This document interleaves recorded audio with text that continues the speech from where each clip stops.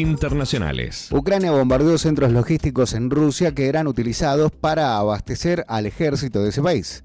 Así lo mencionó el presidente Volodymyr Zelensky, que afirmó que las fuerzas alcanzaron instalaciones en Krasnodar y Stavropol ligadas a la distribución de insumos militares, además de un depósito petrolero y varios buques en el Mar Negro. Volodymyr Zelensky, presidente de Ucrania, afirmó este miércoles que las fuerzas ucranianas alcanzaron objetivos en territorio ruso y en aguas cercanas al país, al sostener que, con toda justicia, estamos llevando la guerra de regreso a la casa, a Rusia. Según el mandatario, las sanciones de largo alcance de Ucrania han golpeado exitosamente objetivos importantes en las regiones rusas de Krasnodar y Stavropol, centros logísticos involucrados en el suministro del ejército ruso con componentes para drones, equipos de navegación y otros pertrechos, así como otro depósito de petróleo. Zelensky también aseguró que hubo impactos en el mar, en las aguas del Mar Negro y en el Mar de Azov. Un petrolero y 4 buques de carga de la flota Sombra de Rusia también fueron alcanzados. En su mensaje, el presidente agradeció a las tropas ucranianas diciendo lo siguiente: agradecemos a todos nuestros guerreros en las fuerzas de defensa de Ucrania por estos resultados. Así, el presidente de Ucrania se refirió a una posible salida negociada y sostuvo: se necesita la paz y Ucrania le ha presentado al lado ruso todas las propuestas posibles. Hay que obligarlos a recurrir a la diplomacia, y cerró con un gloria a Ucrania. Nacionales. El viceministro de Economía aseguró que ya están los brotes verdes para que la gente empiece a sentir las mejoras. José Luis Daza habló de la situación de quienes no llegan a fin de mes y sostuvo que el gobierno trabaja para mejorarlo. Aseguró que el equilibrio macroeconómico alcanzado permitirá que la sociedad mejore su escenario. Aseguró, por supuesto, que ya están los brotes verdes y que la gente empezará a sentir las mejoras en el orden macro. Asimismo, se refirió a los fundamentos que harán que las elecciones no desestabilicen la economía. Consultado sobre el uso de la expresión brotes verdes utilizada años atrás durante el gobierno de Mauricio Macri, Daza respondió que había sido crítico de esa gestión. Yo personalmente no apoyé la política económica del gobierno del presidente Macri. Hizo muchas cosas bien, pero yo fui crítico porque no estaba de acuerdo con la política fiscal, afirmó en una entrevista con Radio Mitre. Asimismo, sostuvo que el gobierno es consciente de las dificultades económicas que atraviesa la población. Que la gente no llegue a fin de mes es una tragedia. Ser pobre es una tragedia, pero nosotros evitamos una catástrofe, afirmó. Sostuvo además que el equilibrio macroeconómico alcanzado va a generar y está generando las condiciones para que la gente lo empiece a sentir, y aseguró que ya están los brotes verdes. Absolutamente somos conscientes que tenemos que mejorar las condiciones, aseguró. Según explicó, lo que busca transmitir es que se están creando las bases, se están creando las empresitas, se están creando los empleos poco a poco que todavía no se ven. Esto lo dijo el viceministro de Economía. Para ilustrarlo, dijo: los japoneses tienen un dicho muy importante: hace más ruido un árbol cayéndose que 100 plantitas empezando a crecer.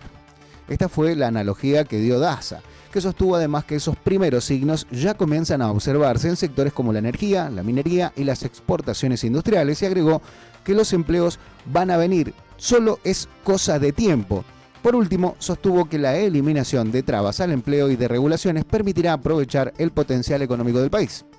Daza sostuvo que desde la asunción del gobierno libertario, el objetivo del equipo económico fue generar condiciones para mejorar el poder adquisitivo y el empleo. Todo el esfuerzo ha sido concentrado en generar las condiciones para que los argentinos puedan llegar a fin de mes, que sus ingresos puedan crecer y que el trabajo pueda crecer, señaló. También aseguró que el programa económico se lleva adelante sin populismo, sin trucos, sin trampas, y que las medidas adoptadas buscan crear más empleo y mejores salarios. Deportes. Volvió Paredes al Boca Juniors y ya es el líder que necesita el equipo. Volvió prácticamente sin descanso, con un vuelo largo, y se puso a disposición del vasco Arruabarrena. Se bajó del avión y con apenas unas horas de haber dormido simplemente en el vuelo, se puso a disposición del vasco y dijo querer jugar contra O'Higgins, aunque no sería lo más lógico ni aconsejable, dijeron los médicos de Boca Juniors. Esto es de ser y parecer el líder que está necesitando Boca Juniors, no el que mostró tiempo atrás. Después de que el domingo, por la tarde, se perdiera la final del Mundial, se tomó el vuelo junto a la mayoría de sus compañeros, en realidad no la mayoría, pero algunos de sus compañeros de la selección argentina, para arribar a Ezeiza, y lo primero que hizo fue ir al Club Atlético Boca Juniors en la mañana del martes. Se sumó a los entrenamientos. Así se comporta un líder, dijeron sus compañeros. Su última imagen en el club había sido en la derrota frente a Universidad Católica, que significó la eliminación de la Copa Libertadores en fase de grupos, algo que no ocurría desde hacía 12 años y 32 años si nos remontamos a la historia inmediata, y con 20 participaciones durante ese lapso. Un golpe demasiado fuerte a la ilusión del hincha de Boca Juniors después de 12 ediciones sin siquiera haber jugado el certamen continental. Su nivel de aquella noche del 28 de mayo estuvo lejísimos de lo que puede dar. Se rumoraba que estaba lesionado y fue luego confirmado por el cuerpo técnico de la selección argentina, afectado por una molestia muscular que también derivó en su arranque como suplente en el Mundial. El propio Scaloni reconoció de que de no haber llegado lesionado Paredes hubiese sido titular. Por eso no sumó minutos en el debut contra Argelia y solo ingresó en el cierre del partido contra Austria. Ya con Jordania estuvo desde el arranque y jugó todo el encuentro, pero Argentina tenía asegurado el primer puesto y el técnico puso en cancha una formación alternativa. El punto de inflexión fue Cabo Verde, porque se ganó un lugar luego de haber comenzado otra vez en el banco. Le tocó entrar para cerrar un compromiso que se había complicado y dejó el alma con la entrega que el equipo necesitaba. En la final fue distinto. Paredes no fue titular, entró, la verdad, bastante disminuido en su juego, con una lesión que dicen sería una fisura en una costilla, algunos dicen que solamente un golpe. El único punto negativo ha sido la reacción, como le pasó en Boca Juniors también, desmedida y fuera de lo que es lo futbolístico en contra de sus rivales. Ya le había pasado en el campeonato local y también en la Copa Libertadores. Ahora ha regresado al lugar donde es la pieza fundamental del equipo, sin lugar a dudas. Es el engranaje central de un Boca Juniors que lo necesita con mucho ahínco por su cuota de jerarquía y por ser el principal responsable de la generación de juego, con un Tomás Aranda que todavía no termina de madurar porque es un chico realmente muy joven aún. Por eso, mientras jugaba la Copa del Mundo, no perdió de vista lo que pasaba en su equipo y se comunicó apenas asumió el Vasco Arrúa-Barrena, y a su regreso no se tomó vacaciones, no se tomó descanso y de inmediato se puso a disposición. La gente de Boca valora este gesto, el equipo de Boca valora este gesto. Veremos si en lo futbolístico está en condiciones Leandro Paredes para ser el capitán que Boca necesita, y si el Vasco Arrúa-Barrena tiene lo que necesita Boca Juniors para revertir un año realmente plagado de derrotas y algunas insatisfacciones. Internacionales. Volvemos nuevamente a la guerra en Medio Oriente. Y esta vez no vamos a hablar de drones, no vamos a hablar de bombas, vamos a hablar de la escalada en los precios del petróleo. Sí, nuevamente el petróleo ha superado los $90. Superó los $90 y está más de $92 por barril y alcanzó su nivel más alto desde junio próximo pasado. El Brent subió alrededor de un 1,2% hasta los $92,09 por barril, después de que el presidente de Estados Unidos, Donald Trump, advirtiera que Washington no terminó con sus ataques contra Irán. En paralelo, el West Texas Intermediate, WTI, avanzó un 1% y cotizó en $85,19. El Brent del Mar del Norte subió alrededor de un 1,2%, es hoy la moneda más difícil de conseguir, es un nivel intradiario más alto desde el 11 de junio, después de que el presidente de Estados Unidos, Donald Trump, advirtiera que Washington no ha terminado y que Pete Hegseth pidiera al Congreso de Estados Unidos aumentar la cuota de dólares para seguir manteniendo la grandísima inversión económica que se hace para continuar con una guerra. La suba del petróleo responde a la persistencia de la incertidumbre sobre el suministro energético mundial, teniendo presente que también ahora se ha bloqueado el estrecho Al-Mandab en la zona de Arabia Saudí. Por eso el ejército estadounidense informó que completó una 11ª noche consecutiva, 11 noches consecutivas de bombardeos, con el objetivo de degradar aún más la capacidad de Irán para amenazar el transporte marítimo comercial en el estrecho de Hormuz, una de las principales rutas para las exportaciones mundiales de crudo. Donald Trump también elevó el tono contra los rebeldes hutíes de Yemen, que son los aliados de Irán, y el mandatario afirmó que se ocupará de ese grupo si concreta la amenaza de bloquear los puertos sauditas, cosa que ya está pasando, un escenario que los inversores consideran un riesgo adicional para el comercio internacional de petróleo. Y esto, por supuesto, se replica en el valor del petróleo internacional. Los analistas advierten que una interrupción efectiva de las rutas marítimas podría provocar un nuevo salto en los precios. Por ejemplo, Jay Hetfield de Infrastructure Capital Management sostuvo que nuestra visión es que estaremos en un rango de entre 80 y 90 dólares dependiendo del flujo de las noticias. Sin embargo, agregó que si realmente tenemos un mar rojo cerrado, eso representa una amenaza. Todavía no lo vimos. Eso podría llevarnos por encima de los 100 dólares de costo. Mientras el mercado energético permaneció atento a las noticias provenientes del Medio Oriente, las bolsas asiáticas registraron una segunda jornada consecutiva de ganancias impulsadas por el sector tecnológico y la aparición de un fuerte competidor en inteligencia artificial. Hablamos de Kimi 3, que ha roto todas las barreras. Nacionales. Un poco de espectáculos, un poco de escándalo, un poco de errores y un poco de pedidos de disculpas un tanto raras con una terminología argenta. Hablo de Rosalía, que se disculpó públicamente por su gesto contra Argentina tras la final del Mundial y dijo: perdón, mala mía. Luego de repostear un video burlándose del equipo albiceleste, la española fue duramente criticada y debió expresarse ante sus fanáticos, que empezaron a devolver sus entradas para el Movistar Arena. A lo largo del Mundial 2026 hubieron muchos comentarios anti-Argentina y se multiplicaron en las redes sociales, potenciándose con la llegada a la final frente a España. La derrota albiceleste no solo generó debates futboleros, teorías conspiranoicas, sino también un aluvión de críticas que vinieron tanto de hinchas, periodistas y hasta figuras internacionales.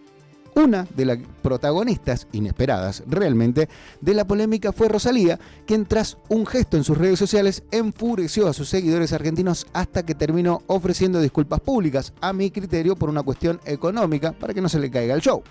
El episodio comenzó el día siguiente de la final que consagró a España en el MetLife Stadium de Nueva York. La ex estrella de cine para adultos, Mia Khalifa, compartió un video en su cuenta de TikTok grabándose desde el balcón de su estadía en la ciudad, y en el clip Khalifa simuló cantar un fragmento de La Perla, el tema de Rosalía, y acompañó la escena con una frase cargada de ironía y aseguró que así suena la vida ahora que las perlas fueron derrotadas. En una clara alusión al desenlace para los hinchas argentinos, hablando de La Perla como, por ejemplo, terroristas emocionales.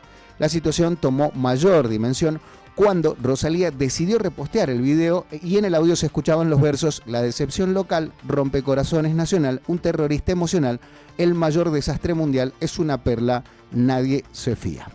El gesto fue interpretado como una provocación por buena parte de la comunidad argentina, que rápidamente llenó de críticas y mensajes de malestar las redes sociales de la cantante española. Incluso muchos seguidores llamaron a boicotear los shows que la catalana dará en agosto en el Movistar Arena y exigieron el reembolso de la entrada. Deportes. Juega River Plate. ¿Cuándo? Bueno, ya te cuento.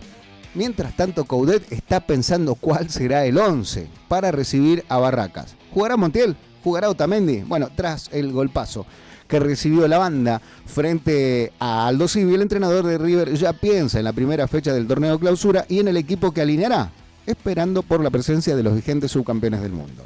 A ver, luego de una durísima derrota, inesperada al criterio de muchos, que dejó a Aldo Civi a las puertas de una nueva instancia de la Copa Argentina, River Plate se va a dedicar solamente a la Copa Sudamericana y a la liga local.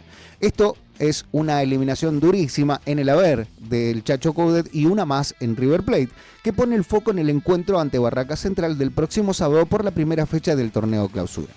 Tras la tercera derrota de su ciclo, las otras fueron el Superclásico y la final con Belgrano, el Chacho va a buscar tratar por lo menos de rectificar el andar del equipo en el segundo semestre y ya tiene en mente el equipo para medirse con el Guapo, aunque cabe destacar no podrá estar presente por la sanción recibida sobre la final de la definición del torneo de apertura.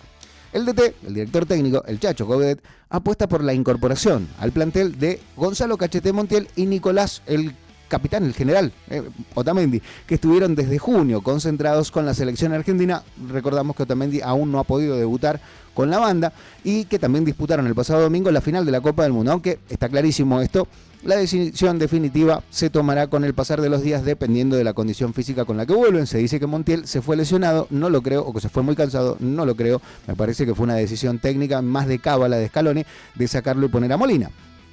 En el arco, Coudet volvería a confiar en el indiscutivo Santiago Beltrán, que me dicen será el arquero titular de ahora en más en la selección argentina, porque me dicen que el Dibu daría un paso al costado. Delante de él, la línea de 4 se postula para ser la titular durante todo el semestre, con jugadores de vasta experiencia como Montiel del lado derecho, Tamendi y Lucas Martínez Cuarta en la saga central y Marcos Acuña en el lateral izquierdo, todos jóvenes. Las pocas variantes que ofrece el plantel tras la separación de 10 jugadores, si escuchaste bien, 10 jugadores, llevan al Chacho a confiar plenamente en los vigentes subcampeones del Mundial y a repetir las otras líneas, porque, por supuesto, se espera que en la mitad de cancha se vuelvan a ubicar Aníbal Moreno, Fausto Vera, Juan Cruz Mesa y Tomás Galván, ganándole la pulseada a los juveniles Lucas Silva y Lautaro Pereira y al recién llegado Mauro Arambarri, un ignoto para la hinchada riverplatense. En la delantera, la única certeza sería la titularidad de Facundo Colidio. A su lado, el entrenador se debate si saltar al Estadio Monumental con Rafael Santoborrés, otro joven, autor del único gol frente al Tiburón, o con Joaquín Freitas, que me parece que es el elegido por la parcialidad de River Plate. Lucas Beltrán podría ingresar desde el banco de suplentes, ya que aún el cuerpo técnico considera que su condición física, así se dice, no está óptima aún para ser de la partida de los titulares. Este es el River de Coudet, el nuevo River de Coudet de cara a lo que tiene que enfrentar, tanto en Copa Sudamericana como también, por supuesto, en la Liga Profesional de Fútbol. Veremos con el correr de los días cómo será la participación de Coudet de River Plate y cómo será el armado con pocos suplentes, con un plantel ya no tan ancho, ya no tan largo, pero por supuesto con una reducción significativa en los costos operativos de tener este equipo en cancha.